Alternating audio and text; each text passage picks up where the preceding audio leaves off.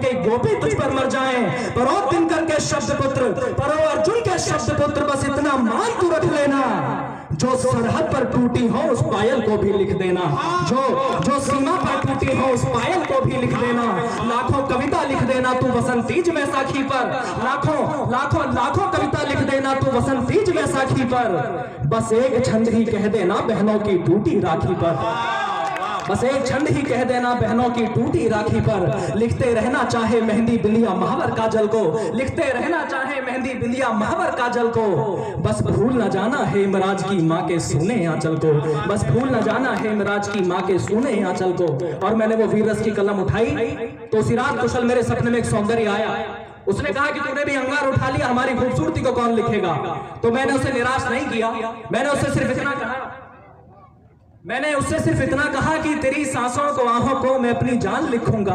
मेरी नौजवान पीढ़ी मेरे सामने बैठी है, मैंने कहा तेरी सांसों को आंखों को मैं अपनी जान लिखूंगा, तेरी जुल्फों के बादल को मिला वरदान लिखूंगा, तेरी सांसों को आंखों को मैं अपनी जान लिखूंगा, तेरी जुल्फों के बादल को मिला वरदान लिखूंगा, मगर जो सोखली शाही तेरी आंखों की झीलों ने, मैं अपने खून की बूंदों से हिंदुस्तान लिखूंगा, मैं अपने खून की बूंदों से हिंदुस्तान लिखूंगा। और मैंने लिखा कि अभावों में लिखी है जो उसी घर की कहानी है, समझ बैठे लहू जिसको मेरी आंखों का पानी है, मैं पायल और कंगन की खनक को भूल बैठा हूँ, तिरंगे के लिए कुर्बान अब करनी जवानी है, तिरंगे के लिए कुर्बान अब करनी जवानी है। और कि बिलखती भूख के किस्से तड़पती प्यास लिखेंगे, अंधेरों की कलम से रोशनी की आस लिखेंगे, ना मंजर बेबसी का ना किसी अफसोस की बातें, नई पीढ़ी के ये तेवर नया इतिहास लिखेंगे, नई पीढ़ी के ये तेवर नया इतिहास लिखेंगे। जाग एक बार जोरदार तालियों के बीच आमंत्रित करें भाई मोहित शौहर।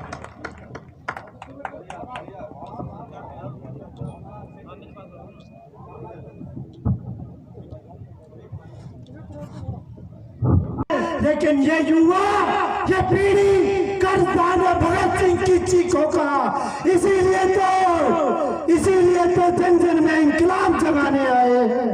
हे भारत माँ के वीर जगो, हे भारत माँ के राणा जगो, हम तुम्हें जगाने आए हैं, सो धर्म का एक धर्म बलिदान बताने आए हैं। जय भारत।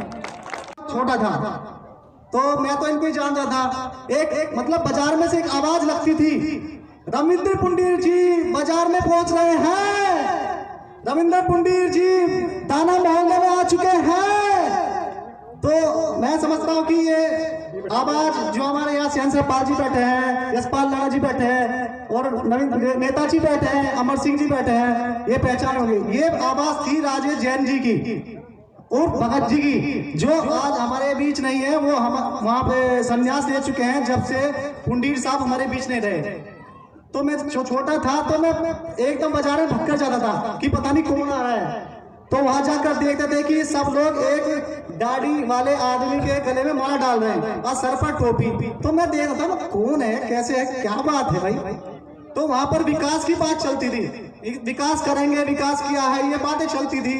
तो जैसे जैसे मैं बड़ा होता गया, ये मैं अपने दिल की बात बता रहा हूँ, फर्स्ट टाइम यहाँ मंच पर आया हूँ तो इसलिए मैं थोड़ा हेजिटेशन भी हूँ, लेकिन मैं रविंद्र पुंडीर जी के लिए आज मुझे सौभाग्य मिला है कि मैं उनकी श्रद्धांजलि सभा में बोल रहा हूँ और अपने छोटे भाई उत्कर्ष के लिए बोल रहा हूँ और पुंडीर जी के लिए बोल रहा हूँ।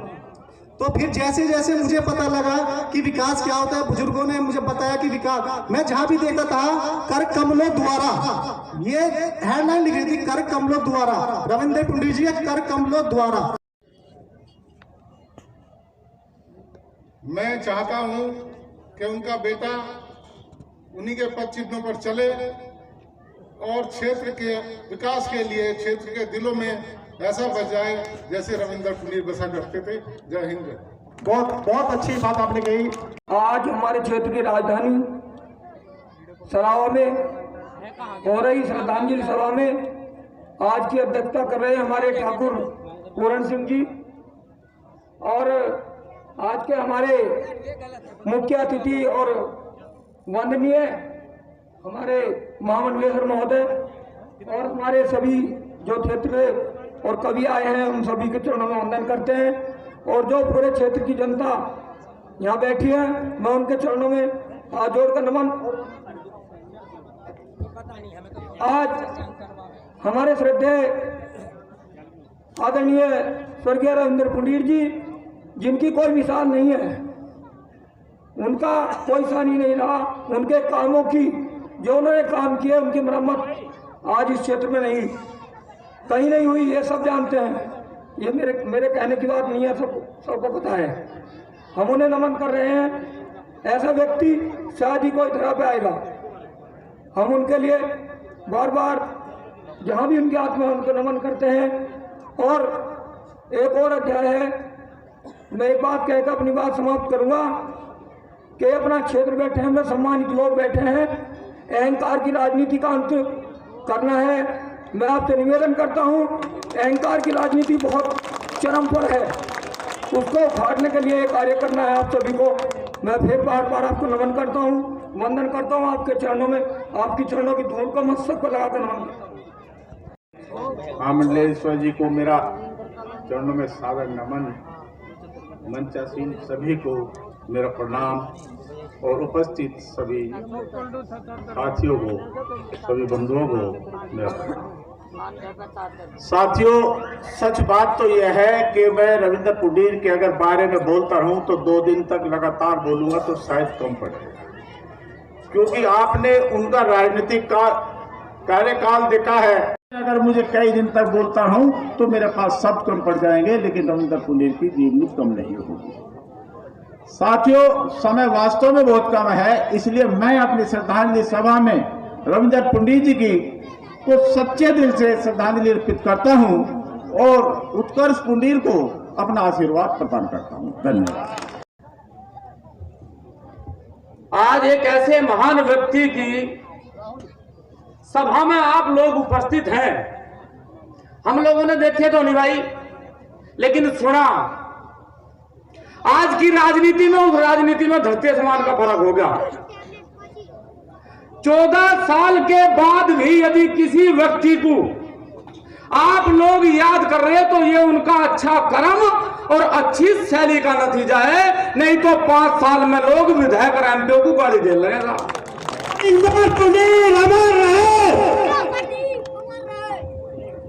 अच्छा, एक बात भाई, मुझे 2 मिनट ना दिए तो मैं थोड़ा सा फालतू बोलूंगा। मैं एक बात पूछ रहा आप सब लोगों से, और ईमानदारी का हाथ उठा के बताना, यह रविंद्र पुंडीर जी की जो सभा है यह 14 साल के बाद हो रही क्या? भाई 14 साल के बाद हो रही हो तो हाथ उठाओ। हो रही क्या 14 साल के बाद? तो वनवास खत्म हो गया क्या? तो 14 साल का वनवास खत्म।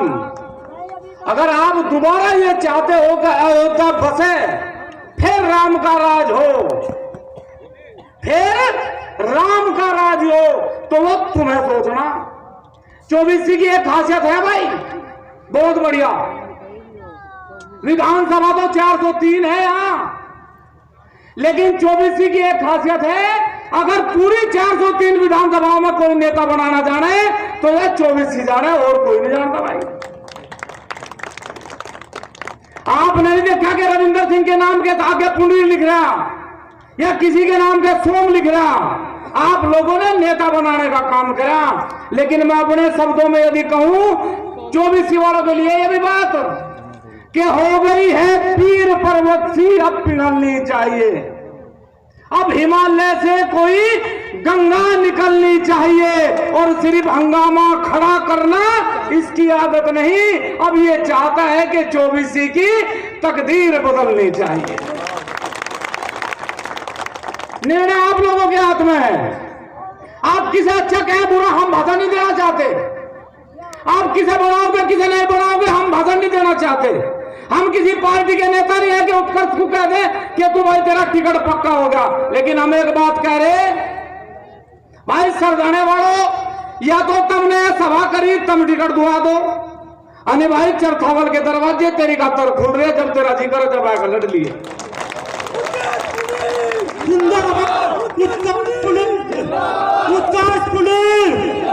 उत्कर्ष पुंडीर, तुम संघर्ष करो, हम तुम्हारे साथ हैं।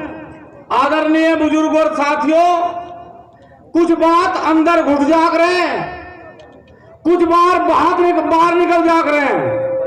जिस कुल में भगवान श्री राम ने जन्म लिया, स्वयं विष्णु के अवतार भगवान श्री राम ने जिस कुल में जन्म लिया, उस कुल में यह कहावत नहीं बनी कि राम कुल रीत सदा चली आई, प्राण जाए पर वचन न जाई, या ये नहीं लिखा। उस कुल में यह लिखा कि रघुकुल रीत सदा चली आई, प्राण जाए पर वचन न जाई। रविंद्र पुनीर जी ने जिस कुल में जन्म लिया, उत्कर्ष भाई कन्या उसी रविंद्र पुनीर जी के आशीर्वाद से जन्म लिया। मैं कह रहा कि यह व्यवस्था नहीं हो करती कि कुल में राम ने जन्म लिया, लेकिन व्यवस्था और उच्चारण जब करा गया तो रघुकुल का करा गया। आज तेरे पिताजी का नाम है इस 24 में नहीं, पूरे उत्तर प्रदेश में है। बहुत बड़े बड़े लीडर जिन्हें राजा कहे हैं। रविंदर पुनीर, रविंदर पुनीर। हम लोग तो भाई किसान हैं और किसान की भाषा में जाने सारी बात। आप तो आदरणीय महामंडलेश्वर जी हैं, इनका आशीर्वाद प्राप्त हो गया तो भाई बहुत तेरे काम सुधर जाएंगे।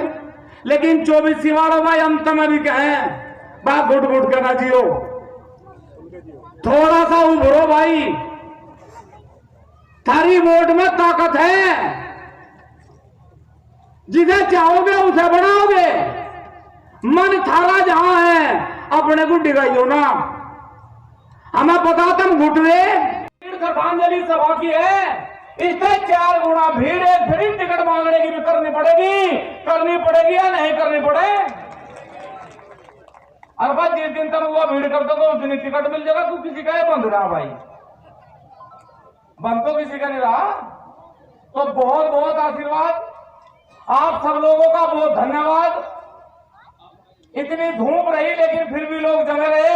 मेरा एक निवेदन जरूर है कि हमारे सब कवि चले गए।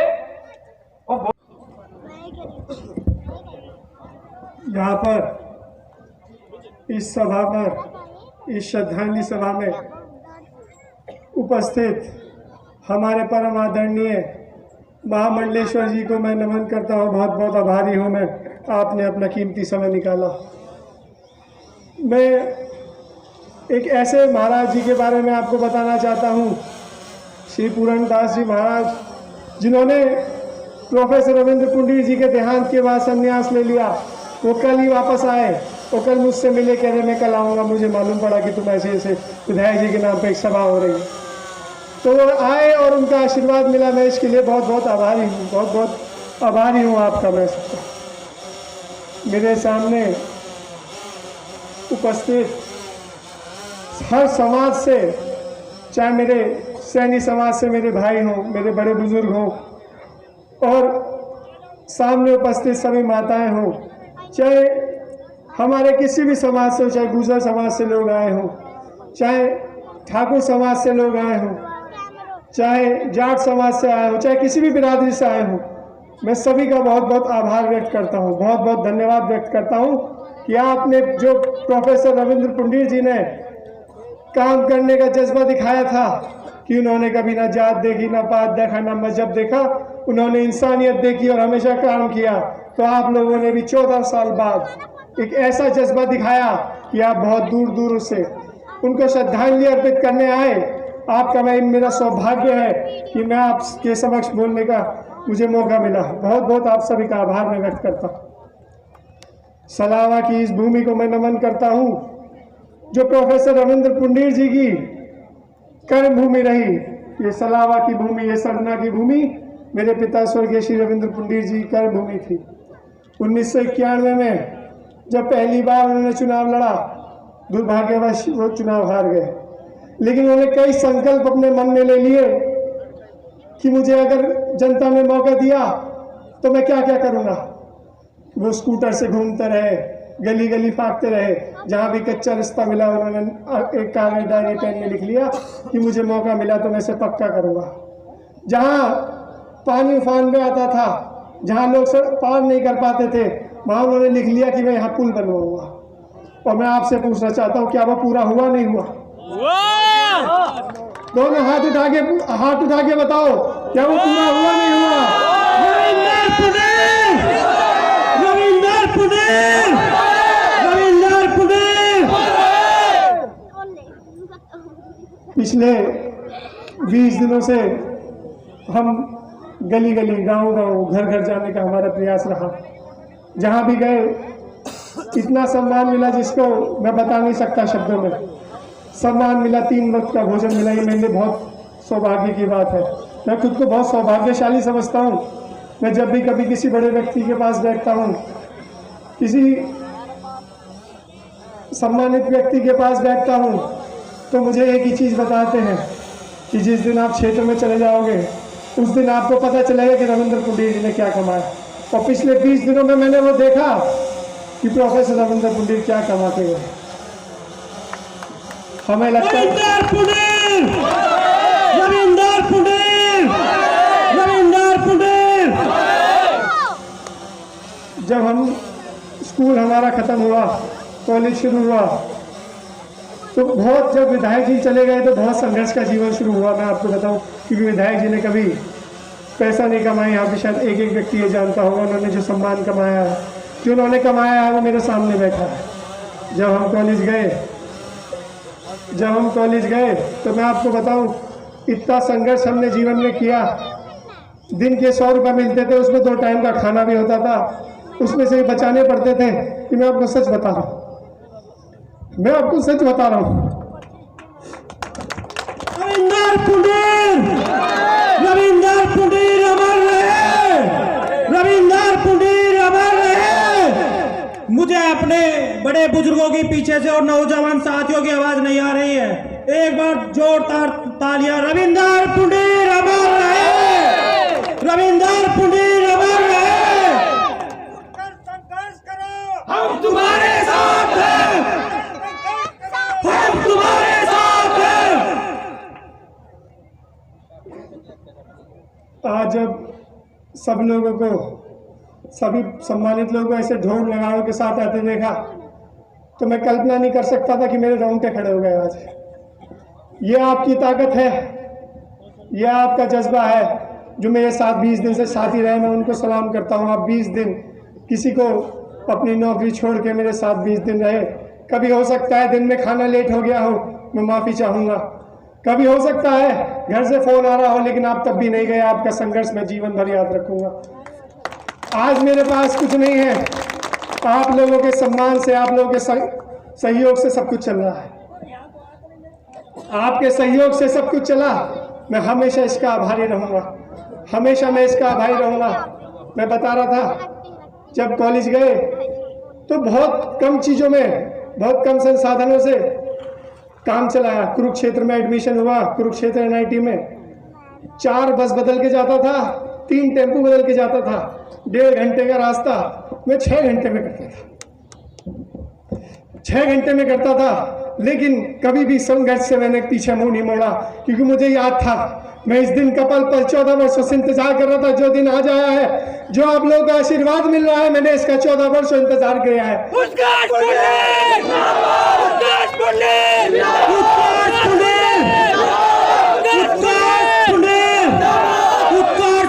तुम संघर्ष करो, हम तुम्हारे साथ हैं। उत्कर्ष पुंडीर, तुम संघर्ष करो, हम तुम्हारे साथ हैं। बहुत लोगों ने सोचा अंदर, मैं पार्टी में पिछले 10-12 साल से काम कर रहा हूँ, 2 बार का सक्रिय सदस्य हूँ और पार्टी से जुड़े विभिन्न संस्थाओं में मैं लगभग काम कर चुका हूँ। बहुत सभी का मैंने कई अलग अलग संस्थाओं के मैंने शिविर किए हैं, तो मैं हर पद्धति से मैं अवगत हूँ। मैंने चुपचाप अपने, जो मेरे पिता ने मुझे संस्कार दिए, उसके बलबूते में डिगा रहा, लगा रहा। मैं अंदर काम करता रहा, क्योंकि मुझे पता था कि 2021-22 में मुझे जनता के बीच में घर घर जाके जो मुझे आशीर्वाद मिलने वाला है, मैं उसके लिए कार्य करता रहा चुपचाप। बहुत लोगों ने सोचा पढ़ के आया है बाहर से, 2-3 दिन घूमेगा फिर बैठ जाएगा, 2-4 दिन घूमेगा, धूप में करके बैठ जाएगा। पिछले 20 दिनों से लगातार मैं धूप में 20-20 किलोमीटर घूम रहा हूँ और आप लोगों का ऐसा जज्बा है, आप लोगों की ऐसी ताकत है कि मुझे आज भी थकान नहीं महसूस हुई। 5 घंटे से ज़्यादा नहीं सोया पिछले 21 दिनों से, लेकिन आज भी थकान महसूस नहीं हो रही। 12 बजे से 1 बजे से पहले नहीं सो रहा। यह आपका आशीर्वाद है, आपका प्यार है, आपकी दी हुई ऊर्जा है जो आज बोल रही है। आप सभी का चराचरम तत्पदं दर्शितं येन तस्मै श्री गुरुवे नमः। तस्मै श्री गुरुवे नमः। वंदे वंदे वंदे।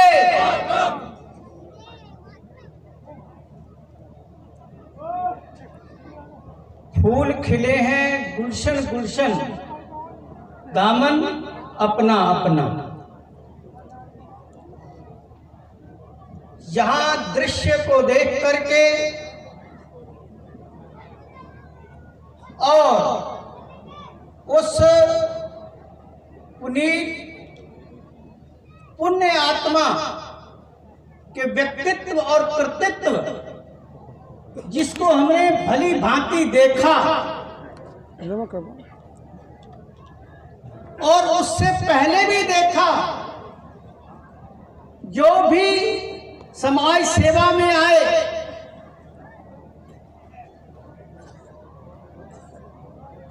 उस ओर ना जाते हुए मैं अगर आज के दृश्य को देखते हुए ये कहूं कि उन्होंने अपने जीवन को चरितार्थ किया है। कबीर जी की उक्ति को लेते हैं, कबीरा जब तुम जग में पगे,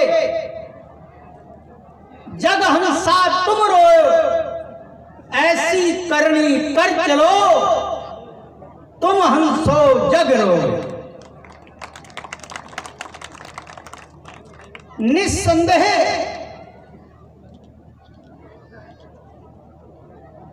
प्रोफेसर साहब ने,